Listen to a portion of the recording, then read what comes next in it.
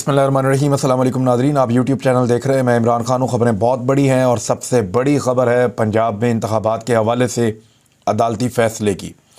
मैं ये ख़बर आपको देता हूँ, लेकिन उससे पहले हमारे एक बहुत ही मोहतरम शख्सियत, एक उस्ताद, एक मुसन्निफ़ और एक स्कॉलर, एक शायर और एक बहुत बड़ी शख्सियत जिनसे मुझे मुलाकात का शरफ़ भी हासिल होता रहा, अमजद इस्लाम अमजद साहब अब इस दुनिया में नहीं रहे।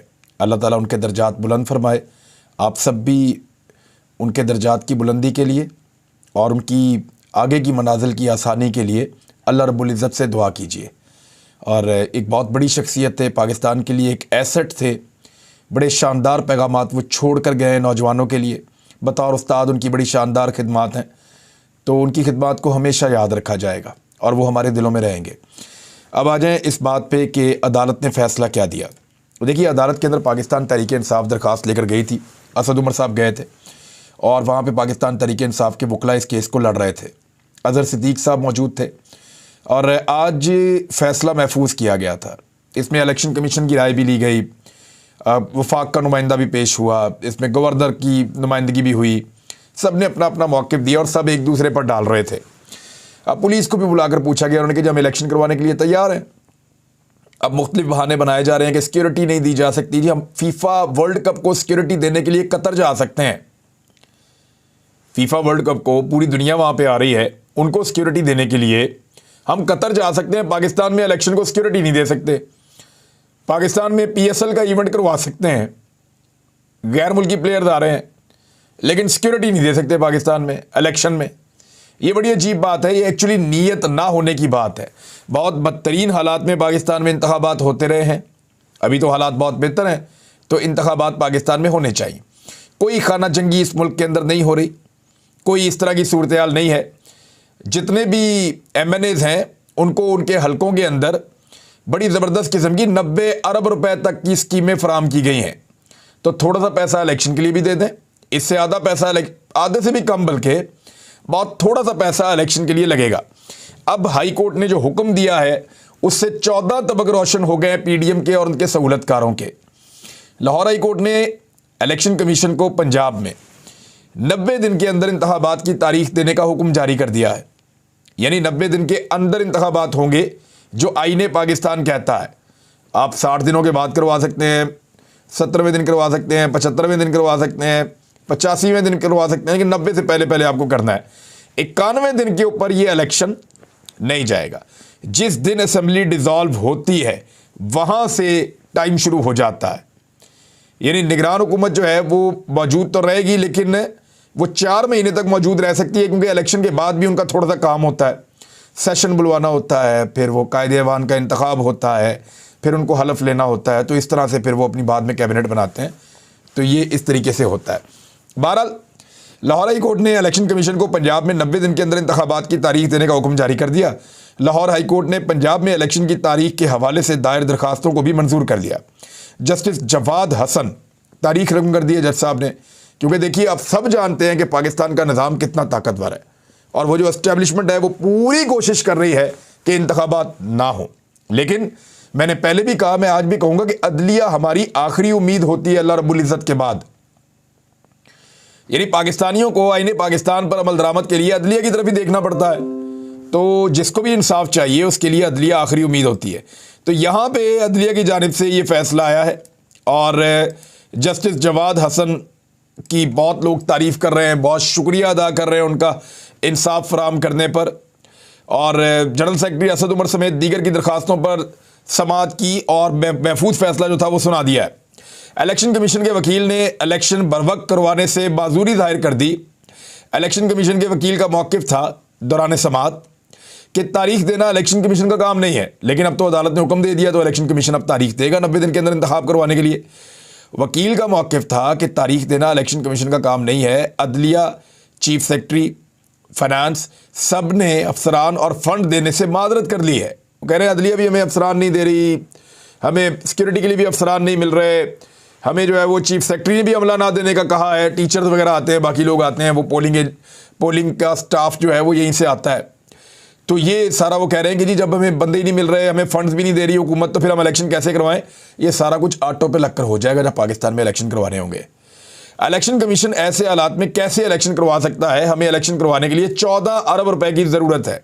वो जो 90 अरब दिए ना रिश्वत के तौर पर अरकान असेंबली को कि जाओ जाके अपने हलकों में इसको खर्च करो ताकि इलेक्शन जीतने में आसानी हो, उस 90 अरब में से 14 अरब रुपया निकाल के इनको दे दें। जब 14 अरब रुपया इनको मिलेगा इलेक्शन कमीशन को, तो फिर वो आराम से इलेक्शन करवा देंगे। और फिर उन्होंने अपना एक मौक़िफ़ रखा हुआ था, लेकिन बाद में जो है वो इलेक्शन कमीशन को हुक्म जारी किया गया अदलिया की जानिब से। अब पाकिस्तान तहरीक इंसाफ फिर जश्न मना रही है, खुशियाँ मना रही है, और उन्हें लगता है कि अब इंतखाब आने वाला। अब इंतखाब होगा कब? ज़्यादातर जो इंतखाब है वो छुट्टी वाले दिन करवाए जाते हैं, और कोशिश ये होगी कि एतवार वाले दिन इंतखाबात हों। अगर PDM की जमातें, इलेक्शन कमीशन और सहूलतकार ये थोड़ा सा अक्लमंदी से काम लेते, होश से काम लेते और पाकिस्तान तहरीक इंसाफ को एंगेज करते, तो वो दोनों सूबों के इंतखाबात को ईद के बाद ले जा सकते थे। क्योंकि अदालती फैसला नहीं आया हुआ था ना, मामला अगर अदालत के अंदर नहीं था तो फिर ईद के बाद ये इंतखाबात जा सकते थे, यानी ईद उल फितर के बाद। तब ये इंतखाबात हो जाते 100 दिन के बाद, यानी 100 दिन 110 दिन यहाँ पे इंतखाबात चले जाते। लेकिन क्योंकि उन्होंने एक ज़िद पकड़ ली थी और उनको नज़र आ रहा था कि इलेक्शन में शिकस्त है, बहुत सारे लोगों को नज़र आ रहा था उनकी ज़मानतें ज़ब्त हो जाएंगी और वो मुकाबला नहीं कर पाएंगे पाकिस्तान तहरीक इंसाफ का इस इंतखाब के अंदर, तो इस वजह से उन्होंने इलेक्शन ना करवाने का फ़ैसला किया। और जब इलेक्शन ना करवाने का फ़ैसला किया तो वो जो पाकिस्तान तहरीक इंसाफ के साथ वो बातचीत कर सकते थे वो मौका भी गंवा दिया। और अब जो डेट्स आ रही हैं वो मैं आपको बता देता हूँ। एक तो 2 तारीख है अप्रैल की, रमज़ान मुबारक होगा। 1 अप्रैल की 9 तारीख है संडे, वो भी रमज़ान मुबारक होगा। तो बहुत कभी इम्कान है कि 9 अप्रैल को इंतखाबात इलेक्शन कमीशन अनाउंस कर दे, क्योंकि ये 90 दिन के अंदर आता है। परवेज़ इलाही साहब ने जब असम्बली तोड़ी थी तो वो 12 जनवरी को तोड़ी थी, और 14 जनवरी को वो टूट गई थी। जब गवर्नर ने असम्बली मंजूर नहीं की तो वो ऑटोमेटिकली टूट गई।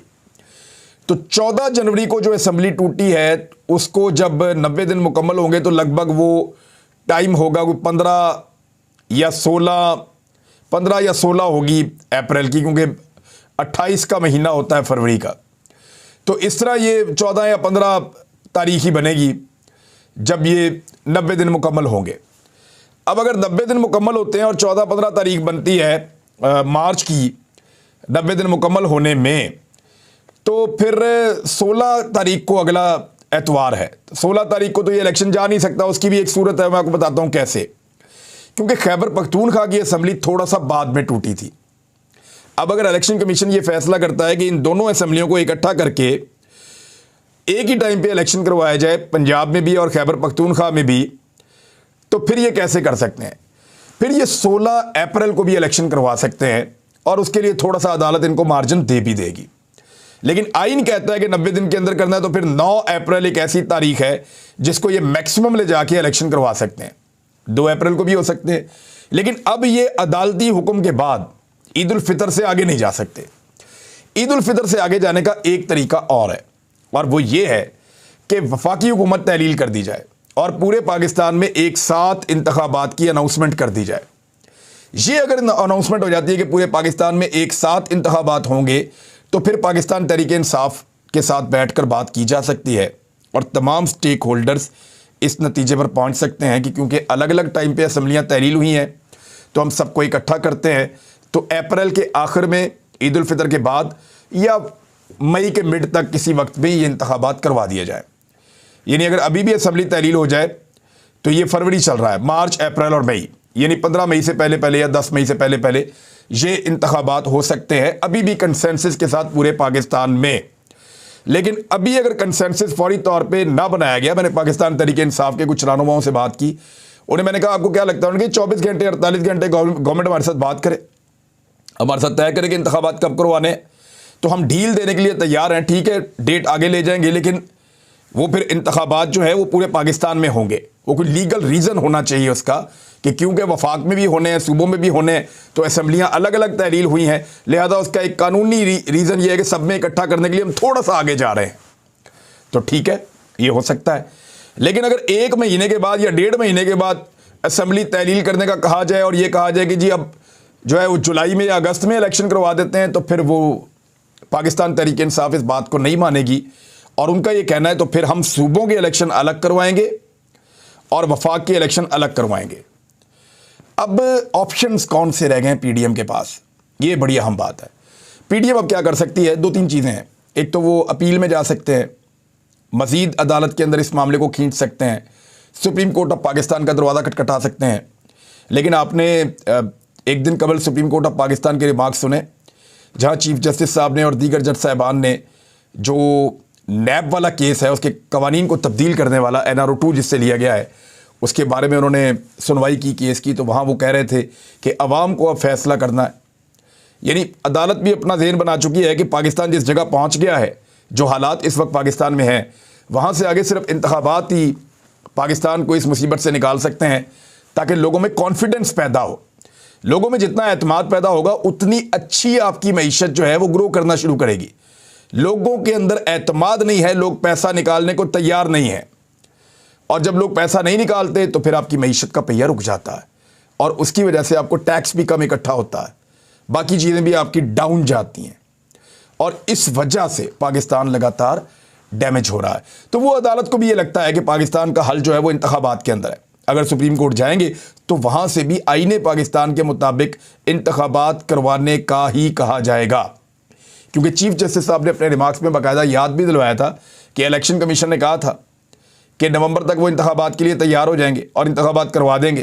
तो पब्लिक ही अब फैसला कर सकती है बहरहाल। तो ये जी अब एक ऑप्शन तो ये है।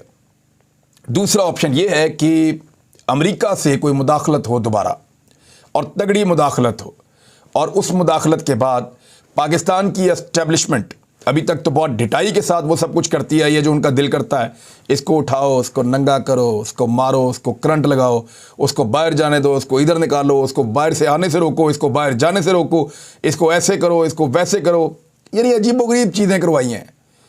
और ये प्रोपेगेंडा करो, ये वाली ऑडियो निकालो, ये वाली वीडियो, ये सारा ऐसे ही चल रहा है। यानी एक घिनौना और गंदी किस्म की पॉलिटिक्स हो रही है पाकिस्तान में और एस्टेब्लिशमेंट इसमें इन्वॉल्व है। अब अगर पाकिस्तान की एस्टेब्लिशमेंट अमरीकी आशीर्वाद के बाद और उनकी मुदाखलत के बाद पाकिस्तान में एक एमरजेंसी जैसी सूरत हाल नाफिज कर दे और ये कहे कि 2 साल तक इस मुल्क में कोई इंतखाबात नहीं हो सकते, तो ये एक तजुर्बा किया जा सकता है। लेकिन क्या वो लोगों को रोक लेंगे? पाकिस्तानी अब नहीं रुकने वाले। पाकिस्तान की एस्टेब्लिशमेंट के लिए पैगाम है कि मज़ीद पंगेबाजी से गुरेज करें, और ये मुज़र सेहत है, क्योंकि पाकिस्तान के लोग जो हैं उनकी आंखें खुल गई हैं। पाकिस्तान के लोग जो हैं वो अब बंद कमरों के फैसलों को तस्लीम करने वाले नहीं हैं, और उन्हें फ़ौरन आइडिया हो जाएगा कि ये जो मनसूबा बनाया गया है इसके पीछे ग़ुलामी वाली सोच है, इसके पीछे सिर्फ इमरान खान को रोकने वाली सोच है। और इमरान खान तो अब रुकेगा नहीं, क्योंकि लोगों ने उसको अपनी ज़िद बना लिया है। अभी इमरान खान साहब बाहर नहीं निकले और मरीम नवाज़ साहिबा की फ्रस्ट्रेशन बढ़ती चली जा रही है, यहाँ तक बढ़ गई कि वो जिन पाकिस्तान तहरीक इंसाफ के नौजवानों को गाली जैसे लफ्ज़ से बुलाती थी, यानी वो जो यूथ के नौजवान हैं उनको एक गाली से ड्राइव किया हुआ लफ्ज़ है जिससे वो बुलाती थी, उनके लिए गंदे अल्फाज, गंदे अलकाबात निकाले गए। और मरीम नवाज़ और उनके लोग हमेशा कहते थे कि ये सबसे बदतरीन लोग हैं और सबसे बदतरीन नस्ल है और सबसे ज़्यादा बदतहज़ीब हैं, बदतमीज़ है, इस किस्म की बातें वो करते थे। तो आज मरीम नवाज़ ने उनको मोहब्बत का पैगाम दिया है, क्योंकि मरीम नवाज़ को नज़र आ रहा है कि उनको नौजवान छोड़ गए हैं। उन्हें नज़र आ रहा है कि उनके जलसों में अब वो बात नहीं रही। उन्हें नज़र आ रहा है कि मकबूलियत हाथ से निकल गई है और अब गेम उनके हाथ में नहीं है। तो उन्होंने पीटीआई के नौजवानों को मोहब्बत का पैगाम दिया। और याद रखिए, जिस इमरान खान ने इन सबको दीवार के साथ लगाया हुआ है ना, वो 3 महीने से अभी घर से नहीं निकला। जब से उसे गोलियां लगी हैं, कुछ दिन अस्पताल में गुजारने के बाद वो अपने घर चला गया था। वो घर में सिर्फ मुलाकात करता है या बात करता है, वो अभी तक अपने घर से नहीं निकला दोबारा, सिर्फ 1 दिन के लिए आया था। और जब वो दोबारा निकलेगा और जब वो मैदान में आएगा तो फिर ये मुकाबला कैसे करेंगे? हर हाल में नवाज शरीफ को वापस लाना पड़ेगा ताकि कुछ हद तक मुकाबला हो सके। लेकिन क्या, ये सवाल मैं आप सबसे पूछता हूँ, आप इसका जवाब दीजिएगा मैसेजेस में, कि क्या आपको लगता है कि नवाज शरीफ भी आकर अब कुछ संभाला दे पाएंगे पीडीएम की सियासत को? यानी जनरल बाजवा के इंटरव्यूज़ और वो जो प्रोपेगेंडा किया जा रहा है वो भी नाकाम हो रहा है। नवाज शरीफ साहब जो कर रहे हैं वो भी नाकाम हो रहा है। मरीम नवाज वगैरह ने जो चीज़ें बनाई और बनाकर ये कहा कि जी हम इसके खिलाफ ये कर देंगे, एक नया महाज खड़ा कर देंगे, वो भी नाकाम हो रहा है। उल्टा पार्टी के अंदर तोड़ फोड़ हो रही है। तो इन सारी चीज़ों के साथ जब ये इंतखाबात में जाएंगे तो मुश्किलात कम नहीं होंगी। मेरे सियासी अंदाजे में मुश्किलात PMLN के लिए स्पेशली बहुत बढ़ेंगी। जरदारी साहब तो रिलैक्स होंगे क्योंकि सिंध के अंदर तो इलेक्शन नहीं होने जा रहा और सिंध में वो इलेक्शन अभी करवाना भी नहीं चाहते और उन्हें आइडिया है कि सिंध में इलेक्शन कैसे करना है। लेकिन पंजाब में मियां नवाज शरीफ साहब के लिए ये बड़ा मुश्किल टाइम है, बहुत मुश्किल टाइम है। यानी उनको इतने डी फेम वो कभी नहीं थे पंजाब में जितने वो इस वक्त हैं।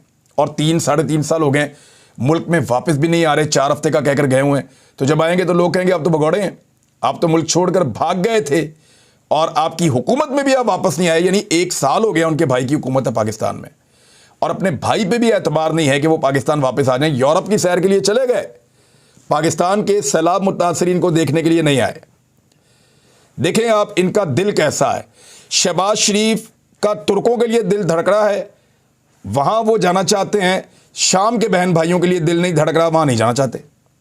सामान तुर्कों को भिजवा रहे हैं जिनके पास ज़्यादा वसाइल हैं, वो भी हमारे बहन भाई हैं तुर्क वाले। लेकिन शाम वाले भी हमारे बहन भाई हैं, वहाँ 7 साल से जंग लगी हुई है, उनके लिए कुछ नहीं भिजवाया। उनके लिए सिर्फ दुआएं हमारे पास। क्या हमारी तवज्जो वही होगी जहाँ पे हमारे बच्चों का इंटरेस्ट होगा, या जहाँ हमारे बच्चे जो हैं वो जिसके बारे में ज़्यादा हमारे बच्चों को शौक होगा उस तरफ ही आपकी ज़्यादा तवज्जो होगी? मियाँ साहब, आप वज़ीर-ए-आज़म पाकिस्तान है, आपने सब ममालिक के साथ ताल्लुकात बनाने हैं। अब तुर्की जाना चाहते हैं, वहाँ तबाही आई है। एक भाई के दिल में इतना दर्द है कि वो पाकिस्तान से तुर्की जाना चाहता है कि बहुत तबाही आई है, और दूसरे भाई के दिल में इतना ही दर्द है कि वो पाकिस्तान आगे सैलाब ज़दगान को नहीं देख रहा कि वहाँ उससे भी बड़ी तबाही आई है, उससे भी ज़्यादा लोग जहाँ बहक हुए हैं, उससे भी ज़्यादा लोग बेघर हुए हैं। तो ये सिर्फ और सिर्फ सियासत और बेईमानी है और कुछ नहीं है, और कुछ नहीं। अब ये फंस गए इलेक्शन में, याद रखिएगा, ये फंस गए। और ये इतना बुरा फंस गए कि निगरान हुकूमत जिसको लगता था हम 6-6 महीने चलेंगे, वो बेचारे अब उनका तकरीबन 1 महीना तो गुजर गया, 2 बाकी रह गए, वो भी गुजर जाएंगे। टाइम तो गुजर ही जाता है, चाहे अच्छा हो चाहे बुरा हो। अब तक के लिए इतनी, अपना ख्याल रखिएगा, अपने चैनल का भी। अल्लाह हाफ़िज़।